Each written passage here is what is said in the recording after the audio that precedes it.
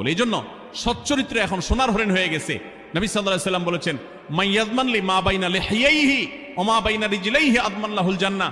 যে ব্যক্তি তার দুই চোয়ালের মাঝখানের অঙ্গ অর্থাৎ মুখ, আর যে ব্যক্তি তার দুই রানের মধ্যবর্তী অঙ্গ, তার লজ্জাস্থানকে হেফাজত করবে, অন্যায় খাতে ব্যবহার করবে না, এটার সংরক্ষণের দায়িত্ব এবং গ্যারান্টি যে ব্যক্তি নিজের ব্যাপারে নিজে নিবে, নবী সাল্লাল্লাহু আলাইহি ওয়াসাল্লাম বলেছেন, আমি তার জন্য জান্নাতের দায়িত্ব নিয়ে নিলাম। যে এটা দুইটার দায়িত্ব নিতে পারবে, আমি তার জান্নাতের দায়িত্ব নিলাম।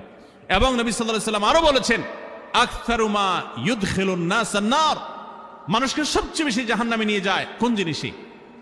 আল ফামু আল ফরজ, এই দুটি অঙ্গ, মুখ এবং লজ্জাস্থান। এই জন্য মা বোনরা, অনেকে আপনাদেরকে অনেক প্ররোচনা দিবে, অনেক গুনাহের পথে আহ্বান করবে। আপনাদের মেয়েরা স্কুল কলেজে পড়তে গেলে সেখানে অনেক অন্যায় আবেদন শুনবে, হারামের আহ্বান শুনবে। তাদেরকে সুশিক্ষা দিবেন যে আল্লাহ তাআলা তোমাকে যে চরিত্র দিয়েছে, যৌবন দিয়েছে, এটাকে যেখানে সেখানে ব্যবহার করলে হবে না। কিয়ামতের ময়দানে যুবকদেরকে আলাদা করে জিজ্ঞাসা করা হবে, তোমার যৌবনকালে কি করছো সেটা বলো, বুড়া বয়সে এসে কি করছো এটা ইম্পর্টেন্ট না, যৌবনকালে কি করে আসছো সেটার হিসাব দাও। যৌবনকে হেফাজত করার গুরুত্ব এত বেশি, আল্লাহ আলাদা করে জিজ্ঞাসা করবেন।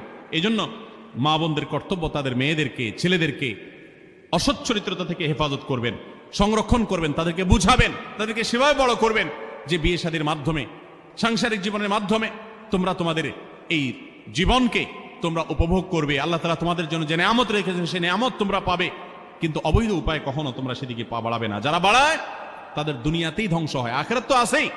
এই অবৈধ সম্পর্ক করে সুখে থাকে খুব কম মানুষ। যারা যত বেশি এই জগতে যায় তারা তত বেশি অসুখী থাকে দাম্পত্য জীবনে। অতএব একজন নারী, তার 5 নম্বর গুরুত্বপূর্ণ বিষয় হলো তার ইজ্জতের হেফাজত, লজ্জাস্থানের হেফাজত এবং তার চরিত্রের হেফাজত। আল্লাহ তাআলা আমাদের মা বোনদেরকে সেই তৌফিক দান করুন। অনেক সময়